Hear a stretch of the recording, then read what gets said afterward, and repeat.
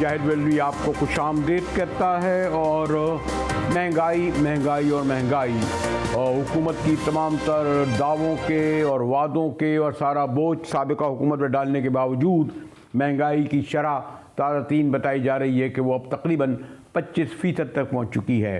और इस महंगाई को ख़त्म करने के लिए और या महंगाई पर काबू पाने के लिए या एनर्जी क्राइसिस पे हमारी काबीना का इजलास होता है, कौमी सलामती का इजलास होता है और ऐलानात भी क्या होते हैं कि जनाब शादी घर बंद कर दिए जाएं या फिर जनाब हमारे शादी घर हो जाएं या फिर दुकानें बंद कर दी जाएं।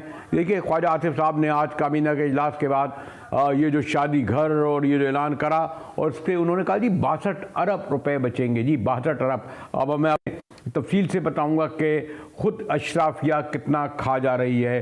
ख्वाजा साहब ने वो जो कहते हैं हातिम ताई की कब्र पे लात मारा कि जनाब हम इस तरह 62 अरब रुपए बजाएंगे ख्वाजा आसिफ फरमाते हैं। और ये ज़रा महंगाई की शरह जैसे मैंने कहा कि 25% तक पहुंच गई है। और अशाए ज़रूरत की ज़रा देखिए जनाब क्या सूरत हाल है इस वक्त कि अशाए ज़रूरत यानी ये जो हम आम चीज़ें ख़रीदते हैं ये तकरीबन 56% तक पहुंच गई हैं।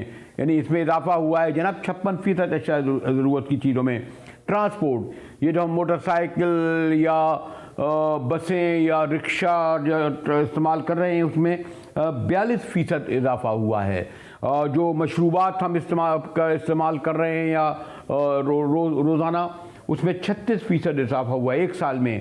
होटल रेस्टोरेंट की में 27% इजाफा हुआ है जबकि घरेलू सामान की अशिया में 29% इजाफा हुआ है। मैं तफसील में जाऊंगा तो शायद ये प्रोग्राम के आखिर तक ये मैं तफसील बताता रहूँ, मगर दिलचस्प बात यह है कि घर और तालीम जो बुनियादी तौर पर है और सरकारी तौर पर जो है कहा यह जा रहा है कि जनाब इसमें हमें सरकारी तौर पर कहा जाता है कि पाकिस्तान में 2 करोड़ बच्चे तो स्कूल ही नहीं जाते, 10 करोड़ लोगों के बाद घर ही नहीं हैं। जब ये नहीं होंगे तो यकीनन तालीम पर कौन तवज्जो दे कि उसमें सिर्फ 10% इजाफा हुआ है। होना भी क्या था, हाउसिंग में 7% और मवासलात ये जो मोटरसाइकिल वाले जो बेचारे हैं इनमें 2%। लेकिन आप ये भी देखें कि जो रोज़मर्रा की ज़रूरियात ज़िंदगी की चीज़ें हैं एक साल में इस हुकूमत के यानी 10 माह तो हो गए हैं, लेकिन जनवरी 2022 में जो रोटी बाज़ार से, क्योंकि बदकिस्मती से अब घरों में नहीं बाज़ारी से ली जाती है, जो 15 रुपए की थी आज जनवरी को यानी जनवरी 2023 को ये 30 रुपए की रोटी मिल रही है। कुकिंग ऑयल जो जनवरी 2022 में खाने का 370 रुपये था वो 530 रुपये पहुँच गया है। पेट्रोल जो हर आदमी की ज़रूरत है जनवरी 2022 में 142 रुपये था जो अब 215 पे पहुँच गया है। और जनाब दूध देखिए जो 130 रुपये का था वो 190 रुपये का बन रहा है। ये वो अशियाँ हैं कि जिनके बगैर ज़िंदगी नहीं गुजरती। और हमारे जो ख्वाजा आसिफ साहब फरमा रहे थे वज़ीर दिफा और उनके इसाक डार उनके जो फाइनेंस मिनिस्टर फरमाते हैं कि हम जो इक़दाम कर रहे हैं उससे 62 अरब बचेंगे, जबकि आप कितना सफ़ाकाना मजाक है कि हमारी 1% अशराफिया यानी ये जो मैं 1% अशराफिया कहता हूँ इसमें मुशीर, वज़ीर, वफाकी वज़ीर, सरकारी अफसर उसके हमारे जो है जागीरदार वडेरे 1% अशराफिया 15 हज़ार रुपये जो है वो खा जाती है। ये 15,000 रुपये कमा रही है। मैंने खाने का लफ्ज़ इस्तेमाल किया कि कमा कोई मेहनत से नहीं रहे ये लोग। 1% का ये हाल और आप जनाब पाकिस्तान के 99% जिस तरह ज़िंदगी गुजार रहे हैं वो आपके सामने है। मुमताज़ माहिर रमशीद डॉक्टर ज़ुबैर हमारे साथ हैं। डॉक्टर साहब मैंने ये फैक्ट्स एंड फिगर बताए हैं, अगर इसे बताऊं तो मैंने कहा ना पूरा प्रोग्राम इसमें निकल जाए। क्या महंगाई पर काबू पाया जा सकता है? क्या इसमें कमी लाई जा सकती है? क्या कोई आप हल बताएंगे? माशाल्लाह बड़ा आपका तजर्बा है डॉक्टर ज़ुबैर। जनाब देखिए, ये महंगाई का जो बहरान है और साथ ही हमारे जो फॉरेन एक्सचेंज का बहरान है, डॉलर का जो बहरान है, जो हमारी रिज़र्व जो ख़त्म हो रही हैं, ये तमाम ये एक ही एक मसले की वजह से हो रही हैं और वो पाकिस्तान की जो बजट डेफिसिट है, हुकूमत का बजट का खसारा है, वो बहुत ज़्यादा बढ़ चुका है और उसको निपटने के लिए हुकूमत मईशत को बंद कर रही है। जब मईशत को बंद कर रही है तो जो रोज़मर्रा के जो अशिया हैं इस्तेमाल के, वो भी कम पड़ रहे हैं और साथ ही उनकी जो कीमतें हैं वो भी बढ़ती जा रही हैं, इसलिए कि इन्फ्लेशन जो है वो इसी बजट डेफिसिट की वजह से बढ़ रही है। अब इसको हल करने के लिए देखिए, ये एक छोटी सी तजवीज़ से देने से अब ये सही नहीं होने लगा। मैंने उस दिन भी कहा है यहाँ पर कि ये अब ऐसा वक्त है कि ये एक मुकम्मल टीम हमारी आएगी इंशाल्लाह। जो कभी मौका मिलेगा, कोई पार्टी हमें इनवाइट करे या इंटरम पीरियड में, कि हम एक कॉम्प्रिहेंसिव जिसे कहते हैं ना, कि जो मईशत के हर शोबे को एड्रेस करे। इसमें कई अतराफ से ऐसे वो इम्बैलेंसेस आ चुके हैं जिसकी वजह से ये इन्फ्लेशन बढ़ती जा रही है और गरीब लोग जो है इस वक्त तो सिर्फ इन्फ्लेशन के शिकार हो गए हैं, लेकिन साथ ही अब बेरोजगारी भी बढ़ती जा रही है। अभी आप देखें ना, अगर 30% आपकी कीमतें बढ़ रही हैं, इसका ये मतलब है कि आपकी आमदन 30% कम हो गई है। तो उस इकोनॉमिक टीम के लिए एक मौका प्रोवाइड करना चाहिए है, इंटरम पीरियड हो। मैं तो कहूँगा जितने भी पावर्स टू बी हैं, जितने भी पॉलिटिकल लीडर्स हैं, इनको ये समझ लेना चाहिए कि इस वक्त किसी पॉलिटिकल पार्टी के पास ऐसी इकोनॉमिक टीम भी नहीं है, ऐसी समझ भी नहीं है और ऐसे वो उनके इरादे नहीं हैं कि वो इक़दामात लें जो पाकिस्तान के मुफाद में हो, अवाम के मुफाद में हो। वो अपने इलेक्शन जीतने के लिए अखराजात किए जा रहे हैं। तो इन सब चीज़ों को रोकने के लिए एक मौका प्रोवाइड किया जाए जहां पर हम ministry of finance, state bank के गवर्नर, FBR का चेयरमैन और इसी तरह मिनिस्ट्री ऑफ कॉमर्स, इनकी लीडरशिप, एक ही इकोनॉमिक टीम, एक ही सोच के लोग हों जो वो इसको एक कॉम्प्रिहेंसिव का उर्दू का एक लफ्ज़ मतलब कि हर तरफ से इसको एड्रेस करें। तो इसका हल यही होगा। इसके इकोनॉमिक इसके हल हैं, उनकी तफसील से बयान करना टीवी के ऊपर ज़ाया करने वाली बात है, वो सबको समझ नहीं आएगी। इसमें कई टेक्निकल चीज़ें होती हैं, लेकिन ये अब हम उस स्टेज से आगे निकल चुके हैं कि हम किसी हुकूमत को एडवाइस दे दें, ऐसे PM लग जाएं। ये नहीं, ऐसा नहीं होगा। या नहीं, लेकिन डॉक्टर साहब ये भी तो है ना कि ये जो हुकूमत है वो तो ये कहती है महंगाई का मलबा इसलिए गिरा, आज आवाम पे गिर रहा है कि साबिका हुकूमत जो है वो पीछे हमें छोड़ के गई है, तमाम ये जो मसाइल जिसके सबब कीमतें बढ़ी हैं। फिर ये भी हकीकत है कि इनसे ज़्यादा तवक्को इमरान खान से की जा रही थी। उन्होंने कहा भी था कि जी हम गवर्नर हाउस और PM हाउस और प्रेसिडेंट हाउस इन्हें यूनिवर्सिटियाँ बना देंगे, गैर तरक्याती अखराजात कम करेंगे। अभी मैं एक दूसरे हवाले से कह रहा था कि हमारी 1% अशराफिया जो है वो 15,000 अरब रुपए कमा रही है या खा जाती है। तो इसलिए हम इनसे क्या तवक्को हैं जो आप कह रहे हैं कि नया सेटअप आएगा, एक टीम बना दी जाए। खान साहब ने भी कोई माशाल्लाह ऐसा कुछ नहीं किया। डॉक्टर साहब देखिए, बिल्कुल इमरान खान साहब की हुकूमत के वक्त हमने भी उनको वोट डाला था, लेकिन अगर आपको याद हो, मैं तो उस वक्त भी तनकीद करता रहा। ये जो छोटे मोटे 4-5 रुपए की जो बचत की खातिर अपने आप पर ये ऐलान करना कि हम कौम के लिए अखराजात में कमी कर रहे हैं, उसको आप मत देखिए। बजट के खसारे को देखें। बजट का खसारा पिछली हुकूमत में भी बहुत ज़्यादा था, 8-9% GDP का था, और ये जो इस वक्त साल चल रहा है इसमें उससे भी बढ़कर जाएगा। ये तमाम सियासी पार्टियां जो हैं, ये इनका एक मैं क्या कहूँ बायस होता है, एक इनकी ख्वाहिश होती है कि ये अखराजात करें। अखराजात के ज़रिए ये लोगों पर ये लोगों का वोट खरीदना चाहते हैं कि जी आपके लिए सड़क बना दी, आपके लिए नाली कर दी। अब बात यह है कि एक तरफ ये अखराजात से जो इन्फ्लेशन होती है वो तमाम 22 करोड़ आवाम के जो आमदनें हैं उसको इरोड करती है, उसको काटती है। दूसरी तरफ वो सिर्फ 2-4 छोटे मोटे प्रोजेक्ट्स के ज़रिए वो अपने वोट जीतना चाहती हैं। इनके जो जो जो जो जो अनाउंसमेंट्स हैं आप उनको पर मत चाहिए, उनके अक्सर जो असली जो उनके इक़दामात हैं उनको आप देखिए। तो मैं उस लिहाज से कह रहा हूँ कि हमें इस तरह के इस वक्त इकोनॉमिक मैनेजर्स की ज़रूरत है कि जो सियासत को नहीं सामने रखेंगे, जो मुल्क के मुफाद को सामने रखकर, इकोनॉमिक्स को सामने रखकर। लेकिन डॉक्टर साहब, अगर आप इक़्तिसादी मैनेजर्स की बात कर रहे थे, जहाँ तक मुझे याद है 2007 से लेकर कम से कम कह सकता हूँ और अब तक कौन से इक़्तिसादी मैनेजर है? Peoples party doctor Hafeez Sheikh को लाई, शौकत तरीन को लाई, ये पहले डार को लाए, फिर डार को वापस लाए, बीच में मुफ्ता भी आ गए।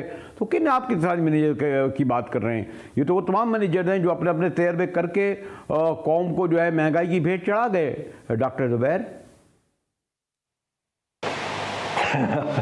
बिल्कुल बिल्कुल जी, बात आपकी बिल्कुल सही है, मैं आपसे पूरा इत्तेफाक करता हूँ। ये तो आजमाए हुए लोग हैं, इनमें से कोई भी मैक्रो इकोनॉमिस्ट नहीं है, कोई बैंकर है, कोई चार्टर्ड अकाउंटेंट है, और इन्होंने अपने जो जो एक्सपर्टीज़ है उसमें भी कोई कारनामे नहीं किए। यहाँ पर मैक्रो इकोनॉमिस्ट की ज़रूरत है।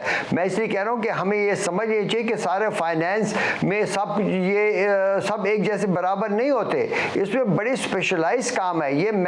या हम क्यों जाते हैं आईएमएफ के पास? आईएमएफ का प्रोग्राम भी इस वक्त मेरे ख्याल में तो पाकिस्तान के मुफाद में नहीं है, लेकिन उनके पास क्यों जाते हैं? उनके पास इस चीज़ की एक्सपर्टीज़ है। अब मैंने 10-12 साल वहाँ काम किया, बड़े बड़े ममालिक में काम किया, हमने जो वहाँ सीखा वो और कहीं ये कोई सिखाता नहीं है। ये एक स्पेशल नॉलेज है, एक स्पेशल मैक्रो इकोनॉमिक मैनेजमेंट के तरीक़ेकार होते हैं, वो यहाँ नहीं इस्तेमाल होते। इसाक डार साहब खुद एक चार्टर्ड अकाउंटेंट है, आपने शौकत तरीन साहब का नाम लिया, वो जनाब एक बैंकर हैं, अपना हफीज़ शेख पहले भी 2-3 स्टिंट्स कर चुके हैं। देखिए ना, आजमाए हुए लोग हैं ये सारे।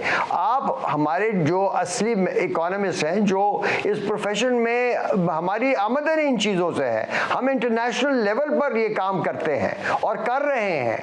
हम उन्हीं इदारों को तजावीज़ देते हैं जो आगे पाकिस्तान को इमदाद देती है और तजवीज़ें देती है। तो आप हमें मौका दें, और मैं कहूँ ये पाकिस्तान के मसाइल इतने बड़े मसाइल नहीं है, इंशाल्लाह इनको हम हल करेंगे। लेकिन हम ये लोग अपनी कुर्सी से भी नहीं हट रहे। यहाँ रिजर्व बिल्कुल आखिरी 4-5 अरब डॉलरों तक आ गया है, ये गुंजाइश ही नहीं छोड़ रहे कि डॉक्टर साहब, बज़ाहिर तो ये मुझे कुछ पॉलिटिकल यानी नारा लगता है, यानी ये जो कहा जा रहा है कि जी मालियाती इमरजेंसी कायम की जाए, यानी इस वक्त मईशत इतनी तबाहाल है, बर्बाद है, वो इलेक्शन की मुतहम्मिल नहीं हो सकती। मालियाती इमरजेंसी क्या मतलब है? यानी क्या करेंगे आप मालियाती इमरजेंसी? आपका पैसे ही नहीं है, आप कर्जे ही अदा नहीं कर सकते, आप महंगाई पे काबू ही नहीं पा सकते, आप डॉलर को पकड़ ही नहीं सकते। तो ये जो आप मालियाती इमरजेंसी के नाम पर ये पॉलिटिकल स्लोगन नहीं, ताकि आप इलेक्शन को और 1 साल धकेल दें आगे, और 2 साल धकेल दें। डॉक्टर ज़ुबैर को कि सियासी क्वेश्चन हो गया है, लेकिन मुझे इल्म है कि आप इससे गुरेज करते हैं, लेकिन फिर भी डॉक्टर साहब देखिए, इकोनॉमिक इमरजेंसी की बात होती रहती है, लेकिन ये मेरे ख्याल में वही जो आजमाए हुए अनासर हैं, जो मौजूदा पॉलिटिकल अनासर हैं, वो इस लफ्ज़ को इस्तेमाल करके अपने आप को और पावर देना चाहते हैं। मैं उसकी बात नहीं करूँगा, लेकिन मैं ये ज़रूर कहना चाहता हूँ कि अगर हमारे प्रोफेशनल्स को भी मौका दिया जाए, इन्होंने कुछ ऐसे कवानीन ऐसे इख्तियार किए हैं, चाहे वो या NFC अवार्ड जो पिछला था, और फिर स्टेट बैंक एक्ट जो है, फिर 18th अमेंडमेंट के अंदर एक शिक डाली है कि NFC अवार्ड में जो प्रोविंसेस को मिलता है उसको हम कभी कम नहीं करने देंगे। इन चीज़ों से हमने इस हमारी जो इकोनॉमिक मैनेजमेंट है उसको इसमें से निकालना होगा। उसके लिए चाहे हमें कोर्ट्स में जाना पड़े या एक इमरजेंसी की कवानीन के तहत उनको हम इस वक्त एक तरफ रख कर आगे हम पॉलिसी बनाए। इकोनॉमिक इमरजेंसी का मैंने तो कभी कॉन्स्टिट्यूशन में नहीं देखा, वो खैर मैं कॉन्स्टिट्यूशन का माहिर नहीं हूँ, वो कुछ और ही बता सकेंगे, लेकिन मेरे ख्याल में एक खास इकोनॉमिक इमरजेंसी की कोई गुंजाइश नहीं है। लेकिन इमरजेंसी के तहत ये किया जा सकता है। देखिए बात सुने, इस वक्त हमारे अवाम को ये समझ नहीं है, लोगों को भी समझ नहीं है कि इस वक्त जो पाकिस्तान की जो इकोनॉमिक हालात हैं ये ऐसे हैं कि हमारी वजूद, मुल्क के वजूद को खतरा है। ये जिसे कहते हैं ना एग्जिस्टेंशियल थ्रेट है, ये एग्जिस्टेंशियल थ्रेट है इस वक्त। और अगर खुदा ना खास्ता ये इस किस्म के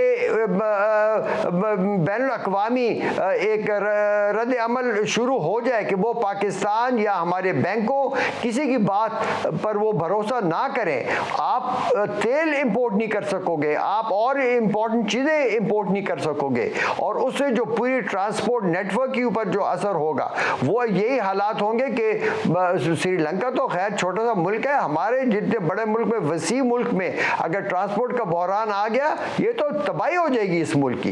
तो न ही आपकी आर्मी काम आएगी उस वक्त उसको बचाने के लिए, और ना ही आपके ये जो न्यूक्लियर वेपन्स हैं। आपने इस वक्त इकोनॉमिक स्टेप्स लेनी है। तो मेरे ख्याल में एक तो मैं डराना नहीं चाहता, लेकिन अभी आप सबको नजर आ रहा है, इससे हम वो ऑस्ट्रिच की तरह अपना सिर तो रेत के अंदर नहीं दबा सकते, हमने देखना होगा कि क्या हालात हैं। या डॉक्टर ज़ुबैर साहब बड़े अपनी माहिराना राय और बहुत ही सादा अल्फाज में कह रहे थे कि रेत में मुंह छुपाने से इन मसाइल को टाला तो नहीं जा सकता, और जो भयानक सूरत तक मईशत की है उसकी तरफ भी इशारा कर रहे थे कि वो मालियाती इमरजेंसी से भी ख़त्म नहीं होगी। हमारे साथ रहिएगा कि ख्वाजा आसिफ साहब ने ये जो ऐलान किया है इस पर ताजर बरादरी बड़ी बरहम है। गुफ्तगू करेंगे एक ब्रेक के बाद।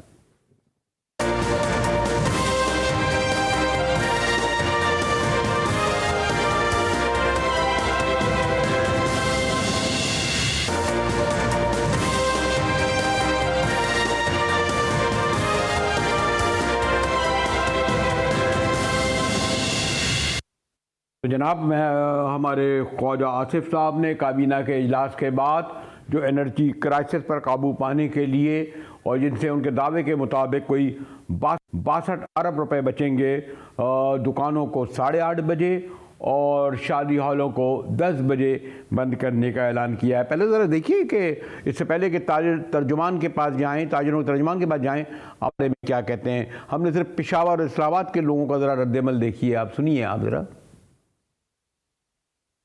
दो पर्सपेक्टिव से हम देख सकते हैं इस बात को।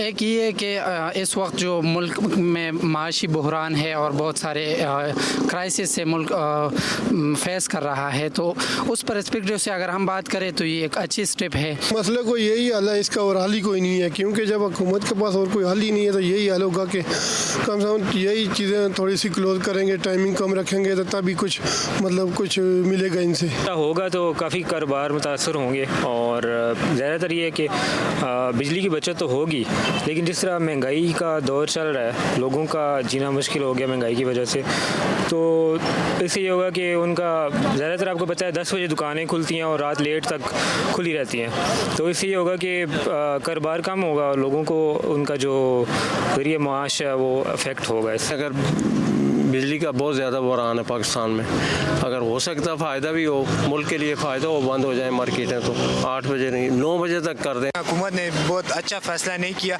ये अवाम को तकलीफ ही दे रहे हैं, इन अवाम के लिए ये अच्छा नहीं सोच रहे, बुरा सोच रहे हैं। हुकूमत को चाहिए कि ये फैसला वापस ले लें, ये अवाम को ख़राब कर रही है, अवाम की कारोबार को ख़राब कर रही है, उनको माश का उनका। आपने इस्लामाबाद और पेशावर के लोगों का रद्दमल सुना। हमारे साथ सिंध ताजिर इत्तेहाद के जमील प्राचा साहब हैं। प्राचा साहब, इसमें क्या हर्ज है? गालिबन 10 बजे काफ़ी है। ये आजकल वैसे ही देखें स्ट्रीट क्राइम इतना हो रहे हैं, 11-12 बज जाएंगे, लोग घरों में जाते हैं, दुकानें भी 8-8:30 बजे बहुत हैं। आप सुबह ज़रा जल्दी खोलिए। अगर एनर्जी क्राइसिस है तो इससे मेरे ख्याल में आपको कोऑपरेट करना चाहिए प्राचा साहब। देखिए सर्दियों का टाइम है, इस वक्त वैसे ही लाइट पंखे बंद है, एसी बंद है, तमाम चीजें इस वक्त एनर्जी क्राइसिस हो ही नहीं सकती।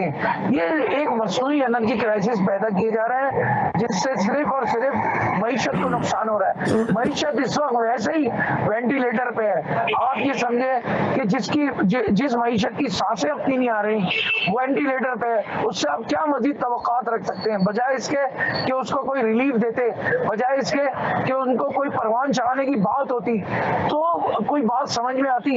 इस वक्त लोग रजब शाबान रमजान में अपनी जायदादें गिरवी रखवा के, मकान के पेपर, दुकान के पेपर, गाड़ियों के पेपर रखवा कर कर्जे हासिल करते हैं और सीजन के लिए कोशिश रहते हैं। लेकिन इस वक्त होता क्या है कि मैं बताऊं आपको कि इस कोई ना कोई बहाना बनाकर इस वक्त आपने जो है पोजीशन ये कर रखी है कि सिर्फ और सिर्फ प्राचा साहब आप ये पेट्रोल की कीमत बढ़ती है, बिजली और गैस की कीमत बढ़ती है या नायाब होती है तो आप क्या करते हैं? लोगों तक मुंतकिल कर देते हैं।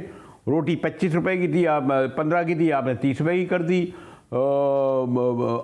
दूध हुआ, आटा हुआ, खाने पीने की चीज़ें हुई, जिस अशिया का नाम लूँ 1 साल में डबल कर देते हैं। आप दुकानदार हजरात जो है इल्ला माशाल्लाह आपके तो मुनाफों में इजाफा हो रहा है, असल तो गरीब आदमी मुतासर हो रहा है। और अगर ये इस तरीके से बचत हो रही है तो इसमें आप क्यों इतने शदीद रद्द-ए-अमल का इज़हार कर रहे हैं? हाँ, वो आवाम को कोई रिलीफ देना नहीं चाहते। बस हम क्या रिलीफ दें आवाम को? क्या आवाम तो हम आप क्या रिलीफ दे रहे हैं आवाम को? वो तो दे रहे, आप क्या दे रहे हैं? लोग ये है कि हम वो मुनासिब टाइम पे हम नहीं चाहते दुकानें बंद करें। मुनासिब टाइम एक ऐसा हो जिसपे शादी हाल, दुकान बंद करेंगे जब भी तो शादी हाल जाएंगे, शादी हालों में पहुंचना नामुमकिन हो जाएगा लोगों का। हमने कहा है शादी हाल भी 11-12 बजे की टाइमिंग रखें आप। इसमें अभी कोई एनर्जी क्राइसिस नहीं है, अभी 2 महीने तक कोई भी ऐसा मसला नहीं है। जब भी कभी हुकूमत के साथ कोई मसला खड़ा हुआ है तो मसला दरपेश हुआ है तो हम हुकूमत के साथ खड़े मिले हैं। आप लोगों को भी देखा होगा आपने, लॉकडाउन में सबसे पहले हमने कहा कि नहीं, सिंध गवर्नमेंट के साथ ताउन करना है, लेकिन जब लंबा हो गया चले प्राचा साहब, बहरहाल मेरा तो ये ख्याल है कि इस वक्त जिस तरह के नीड से हटकर के एनर्जी क्राइसिस है, लेकिन ख़ास तौर पर जो स्ट्रीट क्राइम वगैरह हो रहे हैं उसमें तो दुकानों का और ख़ास तौर पर शादी हॉलों का लोग जेवर वेवर पहन के जाते हैं। अगर 10 बजे बंद हो जाए तो ज़्यादा मुनासिब है, वक्त पे खाना भी मिल जाएगा, वक्त पे घर भी पहुँच जाएंगे। और शुक्रिया प्राचा साहब, ज़रा तफसील से गुफ्तगू करना चाह रहा था मैं घर पर, लेकिन उसका जो क्राइसिस है वो बढ़ते ही जा रहा है। उस तहरीक को चलाने वाले कायदीन गिरफ्तार हो रहे हैं। गुफ्तगू करेंगे एक ब्रेक के बाद गवादर क्राइसिस पे।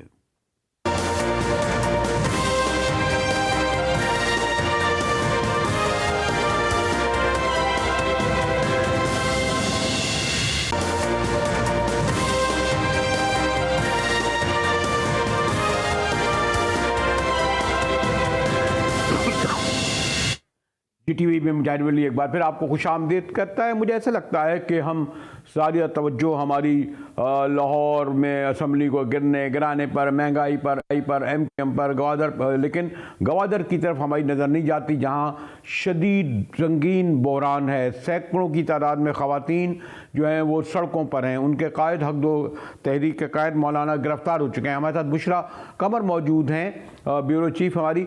बुशरा, अब ताज़ा तरीन खबर क्या है कि ये जो मौलाना खुद तो रुपोश हो गए हैं, तहरीक महीनों से जारी है, और क्या आपको भी इस हुकूमत को अंदाज़ा नहीं कि गवादर जो है सिपक के हवाले से कितना अहम है, और मौलाना के पीछे बहरहाल एक बहुत बड़ी तादाद में लोग हैं। सूरत हाल वहाँ ख़राब होगी तो बहुत से लोगों को फ़ायदा उठाएंगे ना इससे।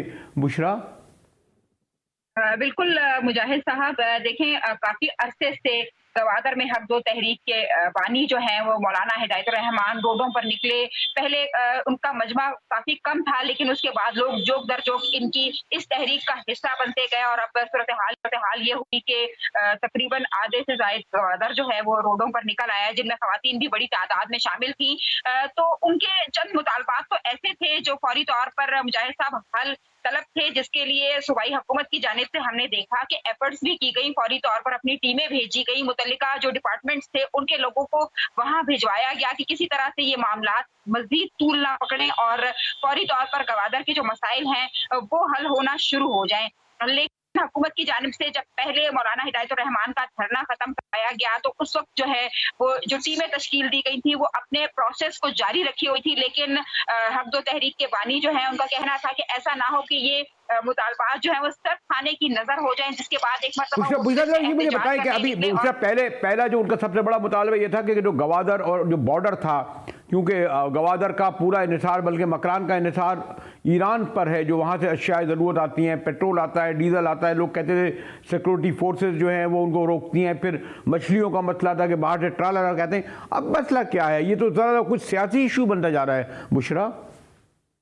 बिल्कुल, देखिए मुजाहिद साहब, जो इनके मुतालबात थे उसमें से काफी जो है वो हल तलब मुतालबात हल भी हो चुके हैं, जिसमें उनका एक लापता अफराद का मसला था जिस पर जो है कमीशन भी तश्कील दी गई है, और जो सूबाई वजीर दाखिला है उनकी जानिब से भी बयान सामने आया कि जो लोग किसी दहशतगर्दी में मुलविस नहीं और वो लापता है तो उनकी बाजियाबी के लिए हुकूमत जो है वो स्टेट बिल्कुल उनके लवाहिकीन के साथ खड़ी है, उनकी बाजियाबी के लिए इकदाम भी किए जाएंगे। और साथ ही साथ फिश ट्रॉलिंग का जो एक मसला सामने आ रहा था, इस पर गन बोट्स जो है इस वक्त गवादर की समंदर में मौजूद है, और अगर कोई भी फिश ट्रॉलिंग करते हुए नजर आता है, जैसे एक बोट उन्होंने पकड़ भी ली और उस बोट में सवार जो लोग थे उनके खिलाफ कार्रवाई भी की जा रही है, तो इस तरह के इकदाम जो है वो होना शुरू हो गए। लेकिन इसका एक मनफी असर जो है वो लाजमी बात है, गवादर सी पोर्ट है तो वहाँ मनफी असर बैरून मुल्क पड़ेगा। वहां से सरमायाकार जो पूरे पाकिस्तान से आकर बैरून मुल्क से आकर यहाँ सरमायाकारी करना चाहते हैं, बलूचिस्तान की तकदीर बदलना चाहते हैं, बलूचिस्तान को बदलना चाहते हैं, वो एक प्रोसेस। अच्छा बुशरा, ये बताइए मुझे आखिर में कि ये खुद मौलाना की क्या पोजीशन है? उन पर इक़दाम कत्ल का शायद मुकदमा बना, फिर हमने ऐसी तस्वीर भी देखी कि मौलाना के साथ मुसल्लह अफराद खड़े हुए हैं, बंदूकें लहरा रहे हैं, रूपोश हो गए हैं, तो क्या पोजीशन है? और उसके बावजूद तहरीक जारी है।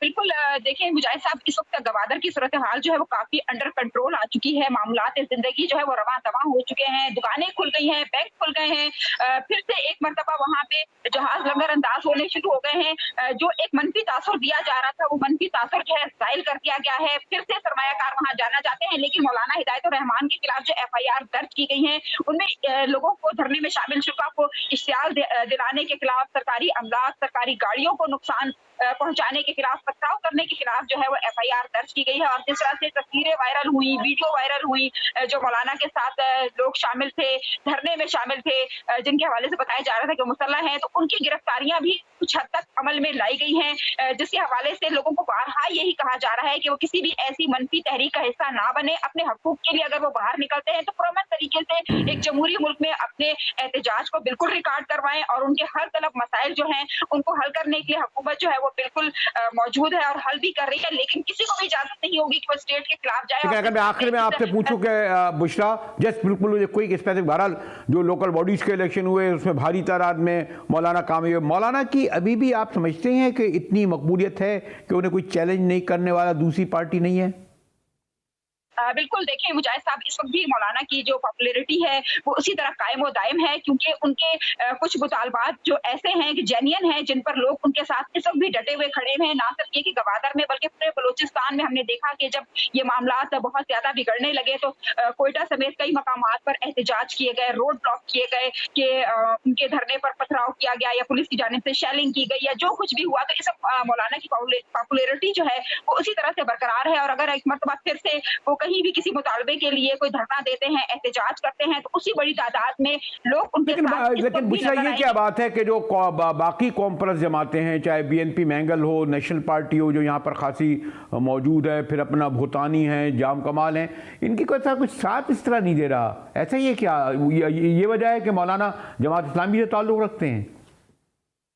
सर, ये वजह भी हो सकती है, और साथ ही साथ ये वजह भी है कि इस वक्त बलूचिस्तान में सियासी सूरत हाल भी आप देख रहे होंगे कि काफी तब्दील होती हुई नजर आ रही है। यहाँ भी जमातों के दरमियान जो है वो इख्तिलाफात पैदा हो गए। इस वक्त तमाम जो पार्टियां हैं उनका रुख जो है वो आने वाले इलेक्शन की जानिब है। गवादर के मसले पर मौलाना के साथ देने के हवाले से कोई भी पार्टी कहीं पर भी किसी किस्म का कोई भी साथ या ध्यान देती हुई नजर नहीं आ रही। वो अपनी जोड़ तोड़ में लगे हुए हैं। आने वाले इलेक्शन की तैयारियां चल रही हैं। बलूचिस्तान में हमने देखा कि जिस तरह से पहले कुदूस जिंजो के साथ उनका साथेरी थी, और किसी भी असेंबली के इजलास में फ्लोर पर कुदूस के खिलाफ कोई भी बात नहीं की जाती थी। लेकिन अब जो है चंद ऐसे मामला सामने आए हैं जिस पर मजबूरन अब अपोजिशन को फिर से वही रूप धारना। शुक्रिया बुशरा कमर, हमें गवादर की ताज़ा सूरत हाल और बलूचिस्तान पे हो रहा है उस पर तफसील से बता रही थी। इसी के साथ ही GTV से मुजाहिद बिल्ली को इजाज़त दीजिए।